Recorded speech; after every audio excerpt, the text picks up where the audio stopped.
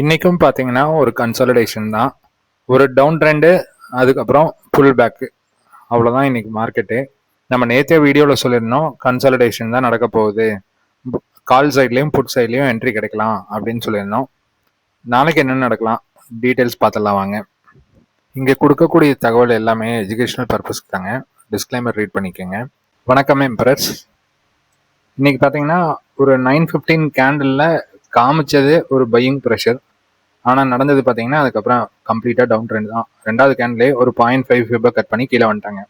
இந்த 0.5 கட் பண்ணதுக்கப்புறம் ஒரு ரீடெஸ்ட் பண்ணுறாங்கல்லங்க, இந்த இடத்துல திருப்பியும் கட் பண்ணும்போது என்ட்ரி போட்டிருந்தீங்கன்னா ஒரு மினிமம் 9:15 லோ, அது கீழே பார்த்தீங்கன்னா நம்ம சொல்லியிருந்த 23,800 880 அப்படிங்கிற லெவல் வரைக்கும் கீழே வராங்க.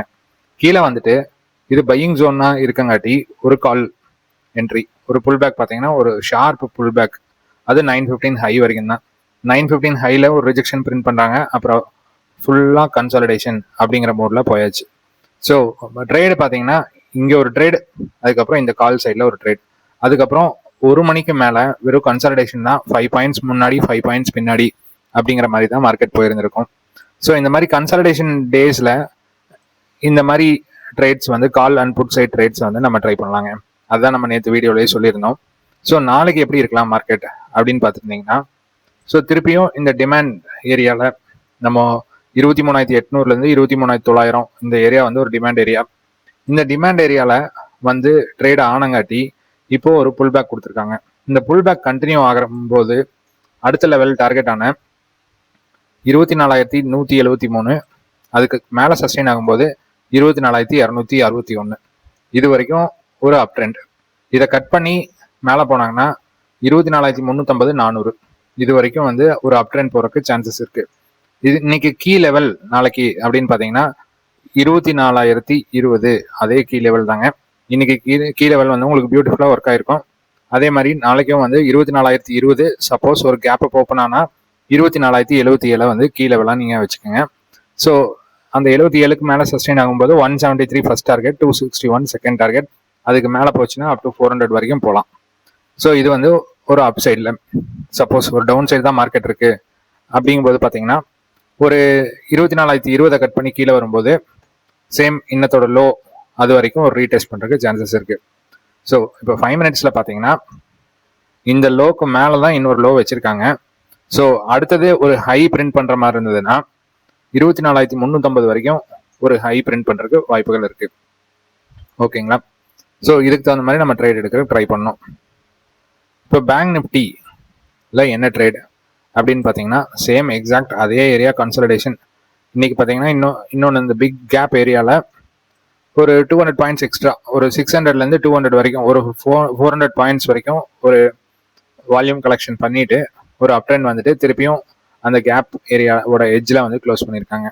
நாளைக்கு ஒரு கீ லெவல் அப்படின்னு பார்த்தீங்கன்னா 54,500, 54,500க்கு மேலே இருக்கும்போது 55,100 அப்படிங்கிற லெவல் வரைக்கும் ஈஸியாக மேலே போகிறதுக்கு வாய்ப்பு இருக்குங்க. சப்போஸ் ஒரு டவுன் ட்ரெண்டாக இருக்கும்போது 53,800 அப்படிங்கிற லெவல் வரைக்கும் கீழே வரக்கு சான்சஸ் இருக்குது. ஓகேங்களா? ஸோ இதுதான் வந்து பேங்க் நிஃப்டியோட லெவல்ஸ். நீங்கள் 9:15 கேண்டலுக்கு ஒரு ஃபிப் போட்டதுக்கப்புறம் ஒரு நிமிஷங்க, இன்னைக்கு எப்படி ட்ரேட் எடுத்துருக்கலாம் அப்படிங்கிறத சொல்கிறேங்க. ஒரு 9:15 கேண்டலுக்கு ஃபிப்னாச்சி போடுறீங்க. ஸோ கேண்டில் பிரிண்ட் ஆனதுக்கப்புறம் அடுத்த 2 கேண்டலுக்கு வெயிட் பண்ணுறீங்க. ஏன்னா அது 0.5க்கு மேலே சஸ்டெயின் ஆகுதா இல்லை 0.5க்கு கீழே போகுதா அப்படிங்கிற மாதிரி பார்க்குறக்கு வேண்டி. ஸோ 0.5 கீழே பிரேக் அவுட் பண்ணிட்டு கீழே வராங்க. அடுத்தது பார்த்தீங்கன்னா இமீடியட் ஒரு புல் பேக். அந்த புல் பேக் வந்து சஸ்டெயின் ஆகாமல் அதுக்கப்புறம் திருப்பியும் ஒரு 10 o'clock அந்த மாதிரி டைமில் திருப்பியும் அந்த 0.5 கட் பண்ணி கீழே வராங்க. ஸோ நம்ம இந்த இடத்துல என்ட்ரி போட்டிருந்தவளையே போதுமானது. போட்டுட்டு ஃபஸ்ட்டு டார்கெட் வந்து 9:15 லோ, அது கீழே பார்த்தீங்கன்னா நம்மளுக்கு ஒரு சப்போர்ட் ஜோன் அப்படிங்கிறது தெரியும். ஒரு 23,920, 23,880 இது வரைக்கும் நம்ம டார்கெட் ட்ரை பண்ணியிருக்கலாம். அதே மாதிரி கால் சைடில் இந்த ஏரியா வந்தாலே ஒரு புல் பேக் கிடைக்கும் அப்படிங்கிற மாதிரி நம்ம ஆல்ரெடி சொல்லியிருந்தோம். இந்த இடத்துல இருந்து ஒரு கால் என்ட்ரி போட்டிருக்கலாம். ஃபர்ஸ்ட் வந்து 9:15 லோ டார்கெட்டு, அதுக்கப்புறம் 0.5 9:15 ஹை, இந்த 3 டார்கெட்ஸை வந்து கன்சிக்யூட்டிவாக நம்ம அச்சீவ் பண்ணியிருக்க முடியுங்க. இதில் தான் நம்ம அந்த 0 ஹீரோ ட்ரேட் இன்னைக்கு குரூப்பில் போஸ்ட் பண்ணோம்லங்க, அந்த 0 ஹீரோ ட்ரேட் வந்து இந்த கால் ஆப்ஷனில் தான் எடுத்தோம். 24,050 அப்படிங்கிற கால் ஆப்ஷன் ஒரு 16 ரூபா அந்த மாதிரி வாங்கிட்டுங்க ஒரு 40 ரூபா அந்த ரேஞ்சுக்கு வந்து சேல் பண்ணுவாங்க.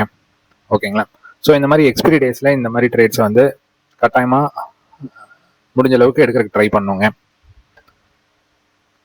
நாளைக்கு மார்க்கெட் நம்ம ஆல்ரெடி டீட்டெயில்ஸ் பார்த்தாச்சு. இந்த கன்சாலிடேஷன் எப்போ சரியாகும் அப்படின்னு பார்த்தீங்கன்னா, இந்த ஈரான் வார் நியூஸ் கொஞ்சமாவது ஒரு சப்சிடைஸ் ஆகணும். அப்படி இல்லைன்னா மார்க்கெட்டுக்கு ஏதோ ஒரு நியூஸ், ஒரு லிவரேஜ் மாதிரி கிடைக்கணுங்க. அந்த மாதிரி லிவரேஜ் கிடைக்கும் போது தான் either good news or bad news ரெண்டுல ஏதோ ஒன்று வரும்போது தான் ஒரு பிரேக் டவுனோ ஒரு பிரேக் அவுட்டோ கிடைக்கிறதுக்கு வாய்ப்பு இருக்கு. அது வரைக்கும் இந்த மாதிரி கன்சாலிடேஷன் அண்ட் வால்யூம் கலெக்ஷன் அப்படிங்கிற மாதிரி நடந்துகிட்டே இருக்கலாம்.